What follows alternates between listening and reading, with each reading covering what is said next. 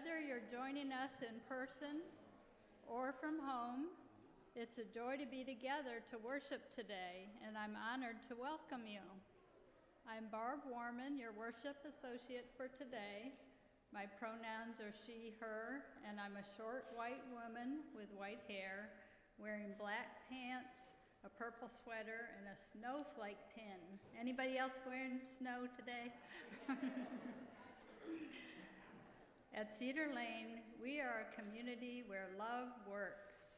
We strive to embody a beloved community by creating a space where everyone, regardless of background, beliefs, sexual orientation, gender identity, disability, documentation status, or life experiences, is truly welcome. If you're new or still feeling new, we'd love to connect with you. If you're here in person, please raise your hand. Anybody new? Welcome. And if you're joining us online, introduce yourself in the chat. Let's give everyone a warm Cedar Lane welcome.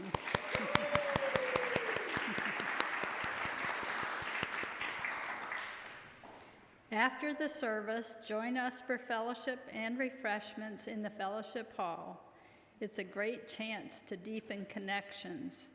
If you're new, feel free to pick up a yellow mug, because at Cedar Lane, the yellow mug means hello. Today, as we gather for worship, let's embrace the lively, multi-generational spirit of our community. Feel free to use creative materials to stay engaged throughout the service, and if you need support, our caring ministry team, led by Mala Wedberg, is here for you. We're delighted to have Reverend David Miller with us today, sharing his wisdom and presence.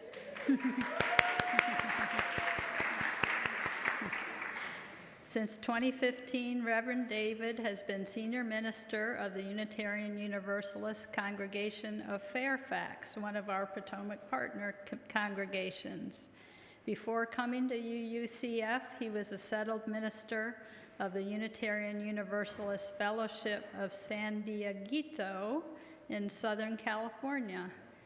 In California, he also served as a ministerial coordinator of the San Diego UU Network, was a member of the Unitarian Universalist Association's Pacific Southwest District Ministerial Transitions Team, and a UU district consultant assisting boards in strategic planning and mission vision retreats. Reverend Davids also has more than 25 years in executive management, strategic planning, marketing, business development, and fundraising with private sector and nonprofit organizations. We're so lucky to have him here to talk about mission today. Please join me in offering Reverend David a warm Cedar Lane welcome.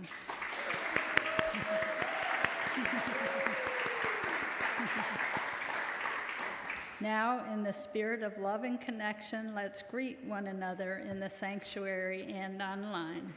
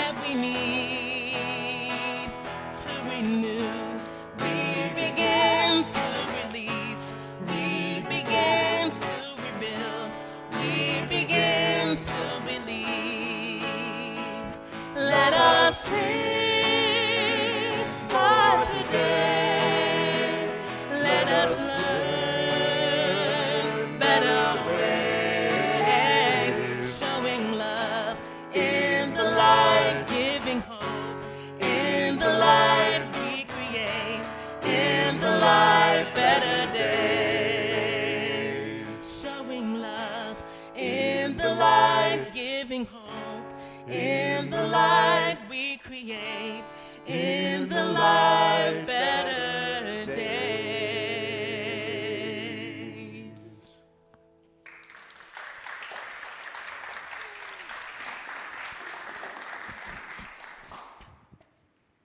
Beautiful, thank you. New Year's Day by Kathleen McTigue. The 1st of January is another day dawning, the sun rising as the sun always rises, the earth moving in its rhythms with or without our calendars to name a certain day, the day of new beginning, separating the old from the new. So it is, everything is the same, bound into its history as we ourselves are bound. Yet also we stand at a threshold, the new year something truly new, still unformed, leaving a stunning power in our hands. What shall we do with this great gift of time this year? Let us begin by remembering that whatever justice, whatever peace and wholeness might bloom in our world this year, we are the hearts and minds, the hands and feet, the embodiment of all the best visions of our people. The new year can be new ground for the seeds of our dreams. Let us step forward together onto new ground, planting our dreams well, faithfully, and in joy.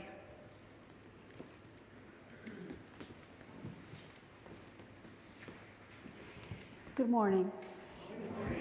I'm Carolyn Morrissey, President-elect of the Board of Trustees and convener of the Living the Mission Task Force. My pronouns are she, her. I'm a late middle-aged woman, I like to put it that way, wearing black pants and a green sweater with a snowman pin, and shortish, blondish, brownish hair.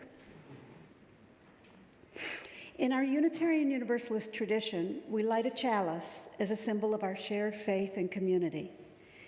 As members of Living the Mission Task Force come forward to kindle the chalice, I invite you to share in the chat where you are lighting your chalice, if you're joining us online. If you're here in person, please rise in body and or in spirit, and join me in the chalice lighting words. We light this chalice to honor our work, to celebrate our community, and to bring hope and determination to our mission in the wider world.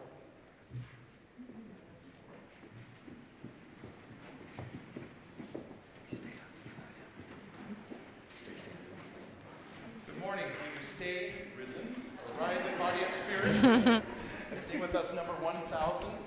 The words will be on your screen, and there are some teal hymnals scattered around on the chairs. We'll hear a brief intro before we begin. So, Happy New Year.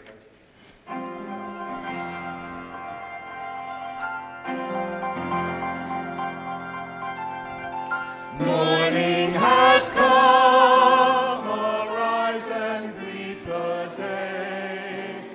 Dance with joy and sing a song of gladness. The light of hope here shines upon each face. May it bring faith to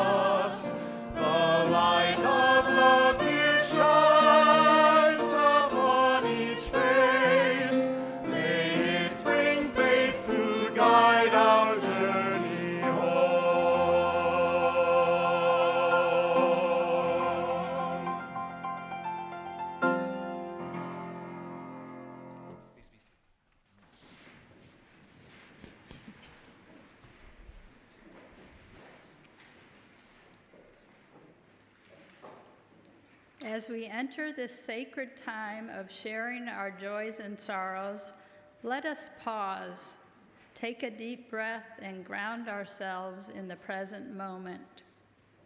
With open hearts, we welcome the fullness of human experience, joys, challenges, grief, and hope, trusting that in this community, none of us journeys alone. Within our Cedar Lane community, we send condolences to Cedar Lane staff member Claire J. Cox after the passing of her mother, Margaret J. Cox, on December 31st. We hold Claire and her family in our hearts as they grieve. We mourn with the people of New Orleans following the attack on New Year's Day. Expanding our circle of care, we hold in our hearts all of those affected by violence, war, natural disasters, and the ongoing climate crisis both here and around the world. As we close this time of sharing, I invite you to take a moment to light a candle, an opportunity to honor the joys and sorrows in your life, to bring them into the light and to hold them within our shared community. Please feel free to come forward and light a candle as we embrace this sacred moment together.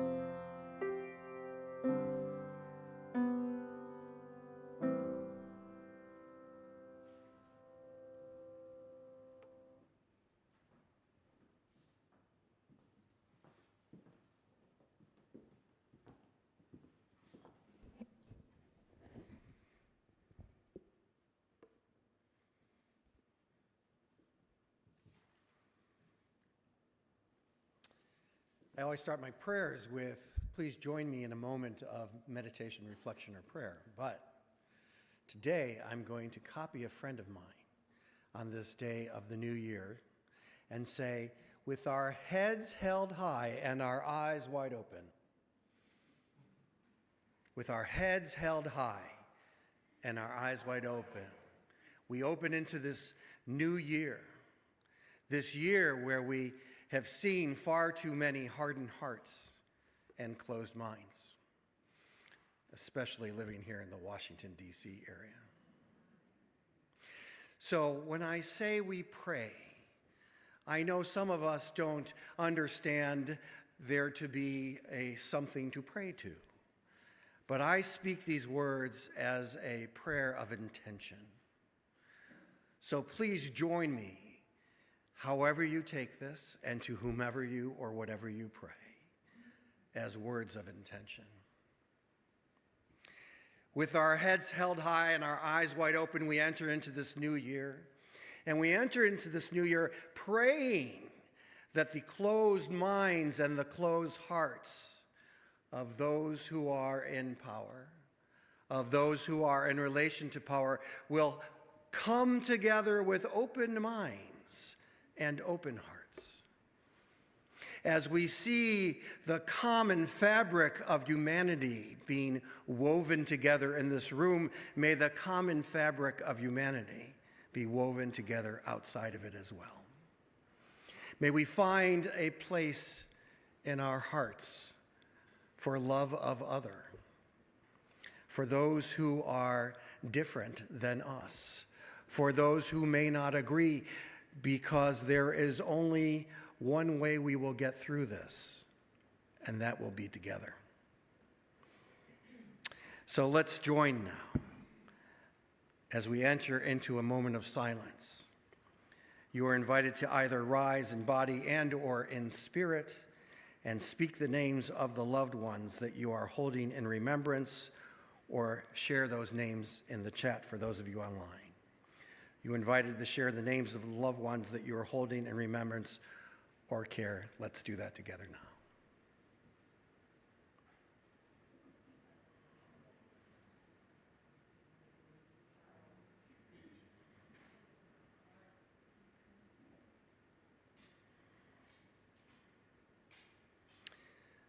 Spirit of life and love, that which is known by so many names and seen in so many faces. Let us remember these names, these thoughts, these hopes, and these prayers as we move forward into this new year, and as we realize that there will only be one way for us to get through it, and that will be together. Amen and Ashe.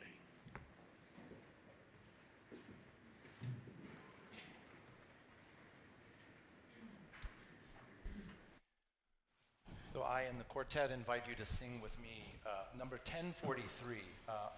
I've been informed that it hasn't been sung very often because it's the Hungarian language in the beginning of it, but I'm not going to have you worry about the Hungarian. When we get to the English part, which is a translation of the Hungarian, it's a different melody, and then you can sing along with us. But if you want to sing the Hungarian part, you can follow along in number 1043 with us then.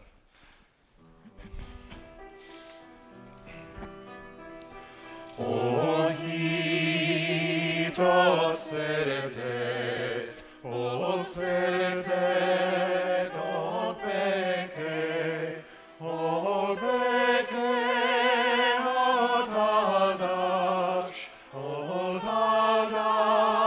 od Isten, od szükség Is the English part here? Where there is faith, there is love. Where there is love, there is peace. Where there is peace, there is blessing.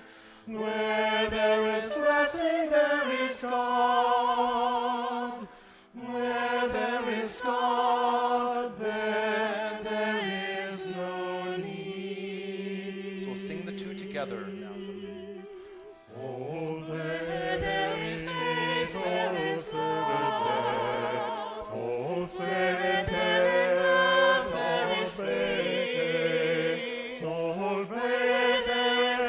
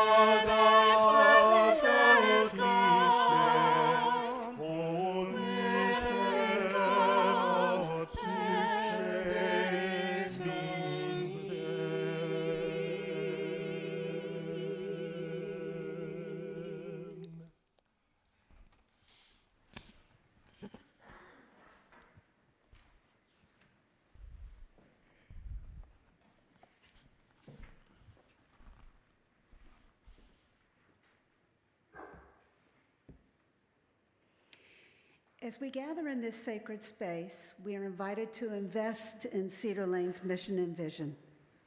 Our offering is an act of commitment to this beloved community and to the values we hold dear. Our generosity empowers Cedar Lane to be a place where love works, where justice is pursued, and where all are welcome. Cedar Lane also relies on the pledged financial support of each of us. Your financial generosity sustains our programs, strengthens our community partnerships, and allows us to grow in faith, service, and connection. Whether you make a one-time gift today, support our Share the Plate partner, or renew your commitment through a pledge, every contribution plays a vital role in strengthening our community and advancing our mission. Today, we are honored to share the plate with the Congregation Action Network. CAN is a collective of more than 70 Christian, Jewish, Muslim, Humanist, Hindu, Buddhist, and other congregations in the DC metro area, bringing faithful resistance to end detention, deportation, profiling, and criminalization of immigrants, while demanding justice, dignity, safety, and family unity. Early on, CAN was a major supporter of Cedar Lane's commitment to physical sanctuary for Rosa Gutierrez Lopez and her family, and is currently preparing faith communities for the possibilities of mass deportation. CAN is an organization Cedar Lane has a close history with. Giving today is a way to support their very important work, which is dear to our hearts. You can give by texting CLUUC and the dollar amount to 73256, or give online, or on PayPal, or by mailing a check to Cedar Lane, or placing your gift in the offering plate.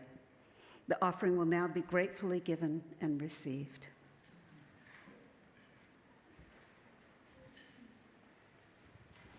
To correct my own title, I wrote Love Reaches Out twice for the two Emma's Revolution songs. This one's called This Love. Okay, so we'll do for the offertory.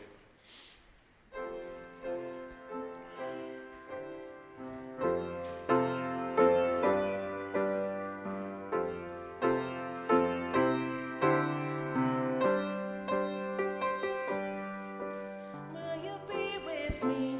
Will you see me through? When the world is hushed, can I count on you? We have come this far, now it's up to you to be there. I stood up for you, knowing I might never have the chance to show my heart in ways that others learn to take for granted. And now I'm asking you, will you be with me? Will you see me through? When the world is harsh, can I count on you? We have come this far, now it's up to you to be there. For this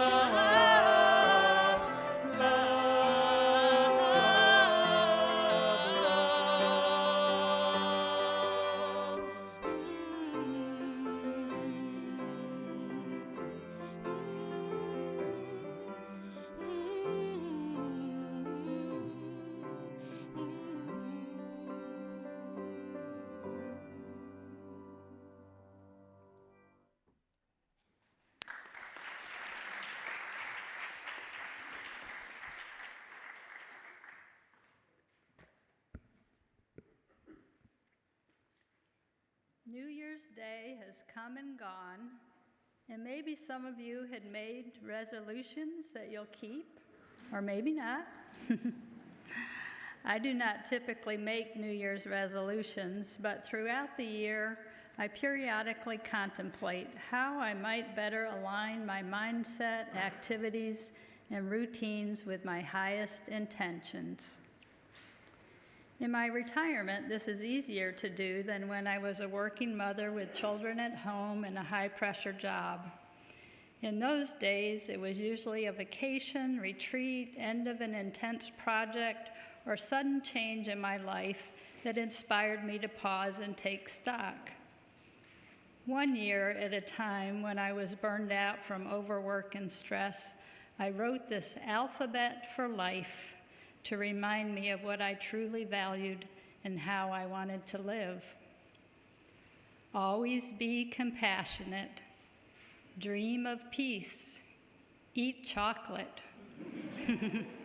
Forgive yourself. Grow flowers. Hike in the wilderness. Insist on justice and kindness. Love unconditionally. Make the world better. Nurture creativity. Open the windows. Play. Quiet your mind. Read poetry. Smile. Trust the universe. Vote. Wake with the birds. Exercise. Do yoga. Zen. Yes, I'm an idealist. No, I've not yet lived all of these ABCs. Yet the core values of connecting with nature, developing spiritually, nurturing my best self, and having a positive impact on the world are still my guideposts for living. In Cedar Lane, a community where love works and we dare to embody beloved community, has been an integral part of my life for over 30 years. So much of what I held up in my ABCs for life those 20 years or so ago have been realized through engagement with this community. I've quieted my mind at silent retreats and worship services, practiced being compassionate and sharing your joys and sorrows as a worship associate, marched with UUs and rallied with Action in Montgomery to insist on justice for all, played with preschoolers and teens as an RE teacher and youth leader, and pledged generously to support the good work of this congregation in making the world better. I could go on and on about how Cedar Lane has given me opportunities to purposely live out my values. Yet over the years, what I and my family have needed from the community and what I could offer has varied based on my life circumstances. Even as we are each asked to consider what time, talents, and treasures we can offer the congregation, we are invited to bring our whole selves to also receive what we need from the community. Early on, I came here because I wanted my children to receive religious education, and I wanted to find my own spiritual path. Later, when I was a caregiver for my brother, I came to Cedar Lane because I knew he would receive a friendly smile and a hug at coffee hour. Actually, I've heard some of you came here for his hugs and smiles. Often I've come here to find inspiration and concrete ways to act for social justice. In times of loss, I've just needed this loving community and a quiet refuge to heal. The truth is that our own lives and the life of our congregation are constantly in flux, and we can make intentional choices about what we put our energy into. As Kathleen McTigue reminds us in the reading, the new year offers a gift of time and a gift of new ground to plant the seeds of our dreams.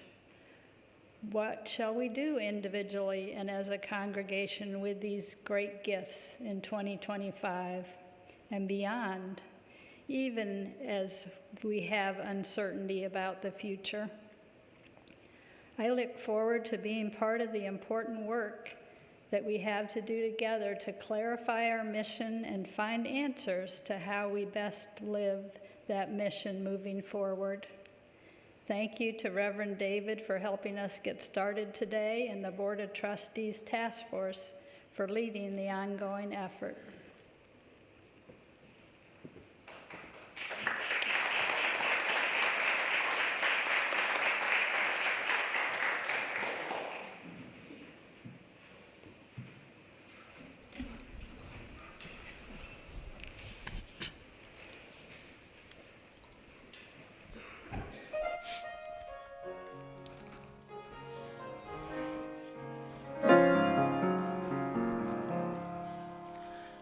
The mind that holds a plan, with the hand that holds a key, with the heart that holds a dream, love reaches out. When a family's torn apart, when the street is all you have, when your faith begins to break, love reaches out. Love reaches out, love reaches out. Here by my side, bringing you home, love reaches out. Through the pain your eyes have seen, through the voices in your head, through the war you still endure, love reaches out. To the man who asks for change, to the mother and the child, to the elder all alone, love reaches out. Love reaches out. Love reaches out. Here by your side, bringing you home, love reaches out. Let us take this life to strengthen and inspire. Let love and compassion be the source that fuels the fire.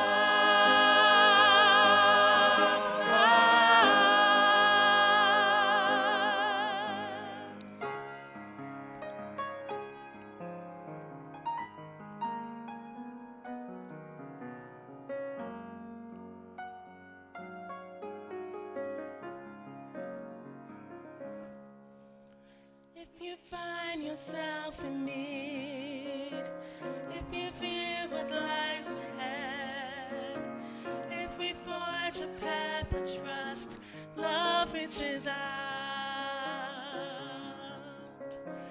Where hope replaces hate, where wounds begin to heal, where we all have a home, love reaches out. Love reaches out, love reaches out. Here by your side, leading you home, love reaches out. Love reaches out, love reaches out. Here by your side, bringing you home, love reaches out. Here by your side, bringing you home, love reaches out.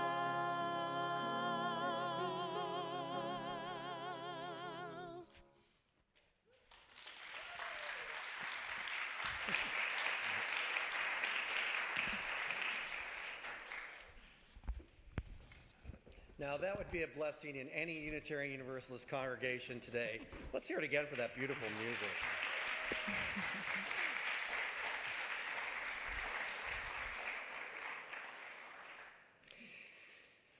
And Barbara, I just want to say thank you for your reflection. I started yoga this year, so I've got why. I'll have to work on it.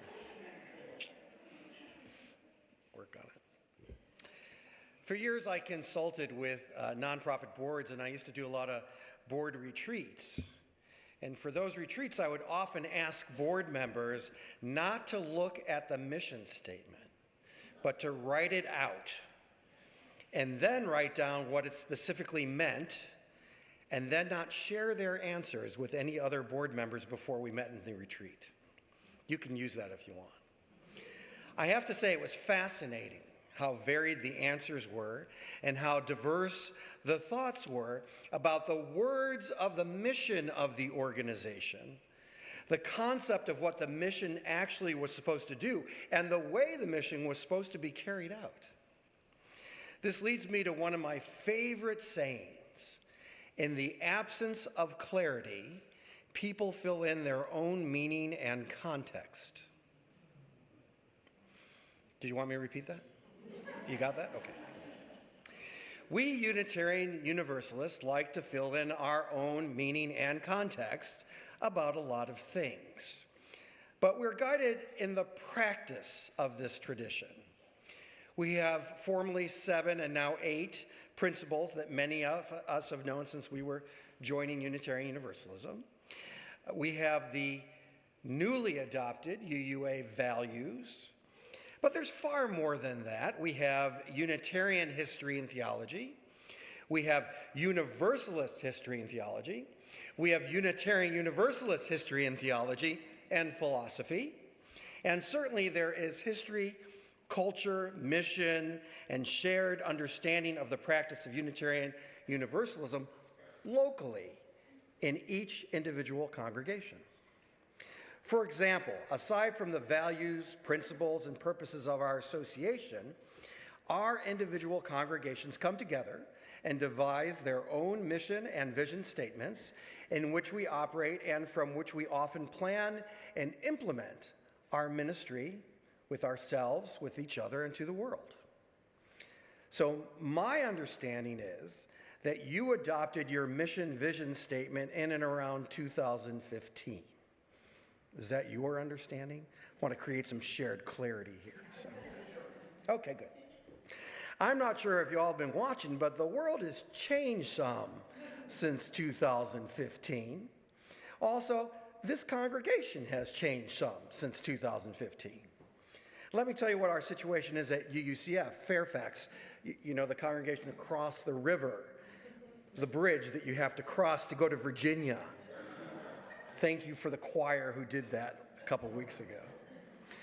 We adopted a mission statement, which I absolutely love, and one of the reasons why I actually wanted to come to Fairfax, which is to transform ourselves, our community, and the world through acts of love and justice. I love that. We adopted that about 20 years ago. Since we adopted it, over 2/3 of our congregation is new. We also have begun the living the mission process, like you're starting here, because although our 2 congregations are filled with wonderful and smart and talented people, I'm going to guess not everyone here or online today, or in fact in either of our congregations, could recite the various statements word for word. I won't ask you to raise your hands. And frankly, I wouldn't expect that. When we had the 7 principles, I knew 1 in 7 by heart. That was about it. So it's hard to know these things word for word, so I'll reiterate yours for you, just in case you don't remember it. Cedar Lane Unitarian Universalist Congregation is a community where love works. Together we explore the eternal, nurture community, and build a more just world. Together we dare to embody beloved community. It's a lovely statement indeed. I saw you mouthing the words. I'm very proud of you, just saying. Now, if I were to ask someone who had been here for 30 years and someone who joined 2 months ago what love works means, or what does it mean to nurture community, or how do we dare to embody beloved community, I'm guessing, although it would be close, there would be some work to do on shared meaning.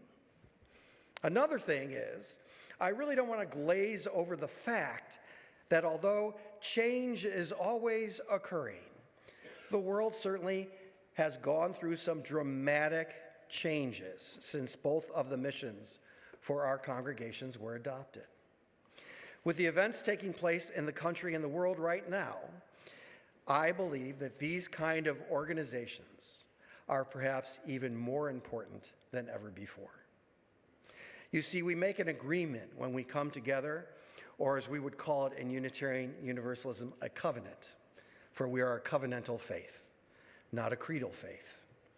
Our covenant with one another, the purpose of this congregation, our efforts, our leadership's efforts, our board meetings, our lay ministry, our worship services, our professional ministers, our religious exploration programs, our small group ministries, our music and arts and social justice activities, and everything else that we do in our congregations is to serve the mission and vision, which in your case is actually to be a community where love works, to explore the eternal, to nurture community, and to work together as much and as often as possible to build a more just world. And by your language, you are taking a pretty important stand to dare to embody beloved community. And if you think about that, that's a pretty bold assertion in a world that at times is so focused on tearing apart the fabric rather than weaving it together. So what is this Living the Mission initiative both of our congregations are undertaking? Well, it is designed to be a congregational process to explore what it means to live the mission now, in these times, with these people, with this culture, with the societal issues we now face, and the understanding of Unitarian Universalism that we are now in. Not 10 years ago and not 20 years ago, but now in 2025. It is the hope of the professional and lay leadership of our congregations that this process will inform a new understanding of a new strategic direction. Not necessarily a plan, but a direction that we can go in. A direction that certainly can't be separated from where we are at this moment in this country. I continue to worry about where we are in this country. This country so flawed and yet so full of promise. This country so fearful of other and yet beckoning the tired, the poor, and the huddled masses yearning to breathe free. This country so threatened by autocrats and demagogues and yet able to find the will through the horror of war with so many sacrifices of a generation to fight fascist impulses across the world. This country never living up to its ideals and yet so imperfectly striving for those ideals in order to form a little bit more of a perfect union. I don't know another way for us to try to save this country other than to the best of our abilities try to live up to our ideals, not giving up when faced with all the imperfections and broken promises and the fears and the threats. It would be foolish and grandiose, however, to think that we Unitarian Universalists alone can transform this country into a beloved community. But that's not what I think our mission statements are calling us into. Our mission statements are aspirations. Our mission statements are asking us to actively practice the principles and the values of Unitarian Universalist tradition, placing love at the center of all we do. Placing love at the center for ourselves would be hard enough, but then trying to do that wherever we can is asking a lot. And frankly, yes, it is asking a lot. And I believe I can't, in good conscience, really give any of us a pass on that. We're being called upon, as young or as old as we are, whatever stage in life we are, whatever work we've done to transform ourselves, our community, and our world before today, to live this faith and the aspirations of our mission statements as much and as passionately as possible. There have been plenty of times in our collective history where this mission would have been a vital call to faith. But in this moment, this unique and potentially dangerous time to so many whose lives are under threat, and so many threats to our collective values, this calling to live our missions is as important as ever before. Now, I know that we are not a megachurch, but we're no small group of people either. There are hundreds of people in this congregation, including children, and we fan out into all kinds of places: jobs with the government, defense contractors, teachers, social workers, and doctors. We have writers, those who work in the home, and those who work on or near the White House. If we're looking to live this faith, our mission statements, as much and as passionately as possible, whether it be how we live our individual lives or how we dare to build beloved community, I would say now is a pretty damn good time to do it. And I often wonder, how and when will we ever come to our senses and know that the only way for us to live together on this planet is to try and not get rid of those who think differently than we do? The history of humanity has taught us this lesson again and again and again, which is why movements for positive change almost always stress our common humanity and a call for transformation centered in actions of love and justice. This congregation's mission isn't some trivial word salad designed by a group of overwhelmed volunteers, not that you guys are overwhelmed volunteers, trying to check off their task list and get home for dinner.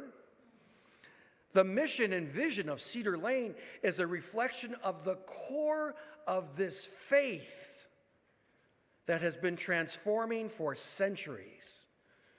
A faith that cares about supporting heaven here on earth. A faith that has love at the center and preaches hope, not hell. That is who we've been. That's what the world needs so badly. And that is where we're being asked to go boldly, passionately, energetically, emergently, and resolutely into the future together, wherever that may lead. Therefore, Cedar Lane is going to undertake this living the mission process, which won't be modeled after a traditional strategic plan that one might undertake in corporate America or here in the government in Washington, D.C. We don't have that much time. Because whether we are always comfortable or not with the language, this is a religious community.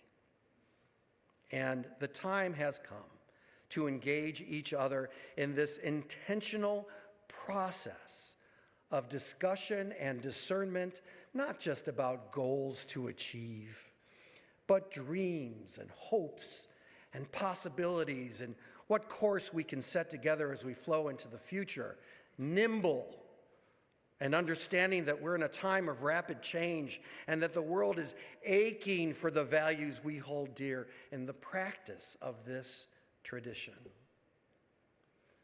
When I say we're going to take a strategic direction, that means this is the beginning of a journey of hopefully some shared clarity about your mission. A discernment process in the hopes of understanding what practicing your mission means for now and in the future. And here's why. We see it every day on the news and social media with friends and with family. We see things with which we are deeply struggling. Again, I know you know it, and you see it. But there is also goodness and happiness and creativity and innovation and the joy of deep and abiding connection to each other and our common humanity. And this needs us.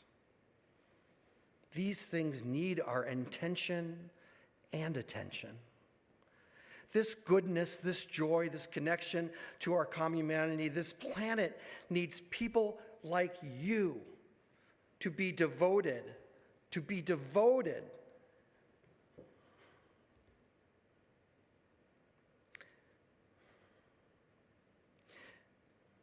to doing whatever we can do to bring this elusive idea of beloved community into a movement, or at least somehow make it more real. For all of us, children and adults, the mission, the principles, the values, these are a moral calling to give birth to a great turning as quickly as possible. A turning that turns us towards each other rather than away, that has us recognize the interconnection of our common destiny, that speaks to us of not just of survival, but of thriving. All of us thriving, and helps to actually maybe someday be a community where love does really work together, where we can explore the eternal, where we work every day to nurture community and build a more just world, and with great boldness and intentionality, dare to embolden beloved community. May that be so, and amen.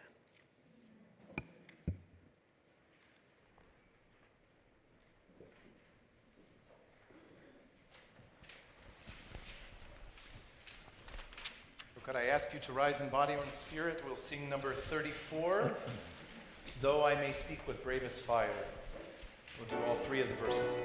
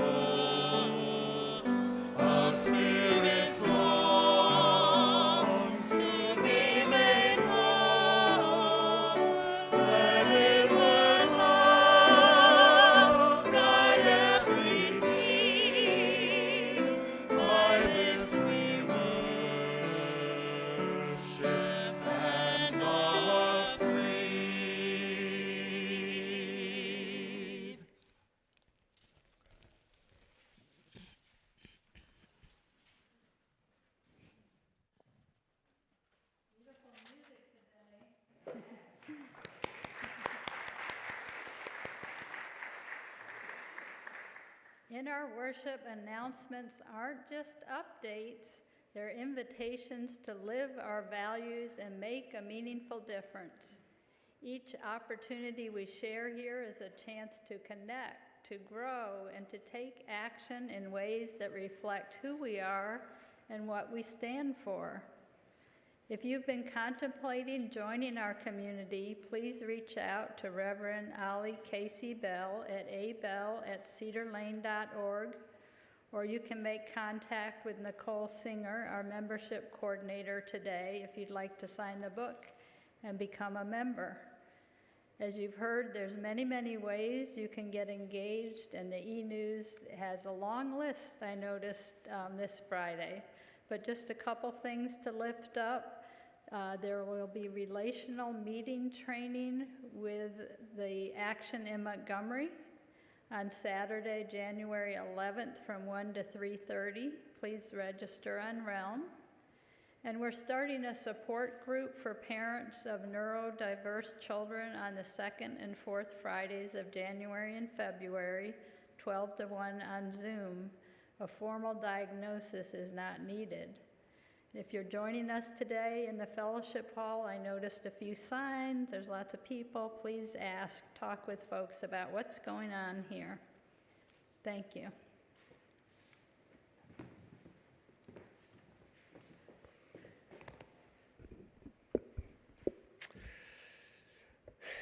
On the first Sunday after the election, I stood in the pulpit and I said, "I will not be robbed of my joy."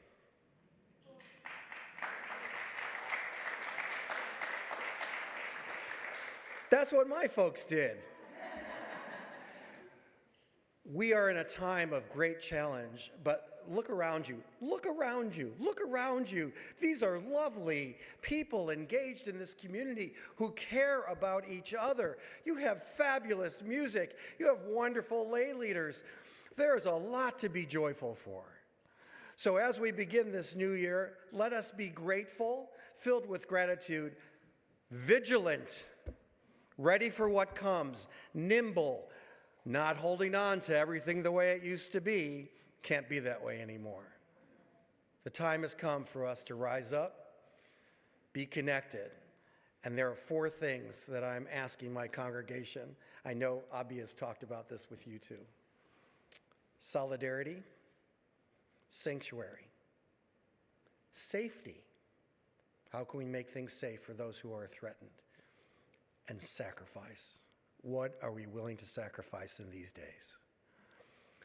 Folks, the time has come for us to be connected, to love each other, and to work on behalf of our missions.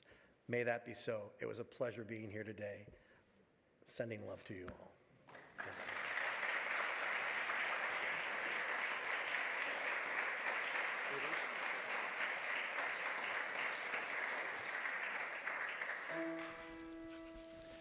Our people gonna rise. Our people gonna rise. Listen to Christ through the pain and lies. Our people gonna rise. Our people gonna rise. Our people gonna rise. Our people gonna rise. Listen to Christ through the pain and lies. Our people gonna rise. Our people gonna sing. Our people gonna sing. Our people gonna Sing. In spite of everything, hear a freedom ring. Our people gonna sing. Our people gonna fight. Our people gonna fight. Love and who is right will march into the night. Our people gonna fight. Our people gonna grieve. Our people gonna grieve. Wherever you believe we have the right to breathe. Our people gonna breathe. Our people gonna pray. Our people gonna pray. Take our rights away. We'll see you on election day. Our people gonna pray. Our people gonna rise. Our people gonna rise. Listen to our Christ, through the pain and lies, our people gonna rise. Our people gonna rise. Our people gonna rise.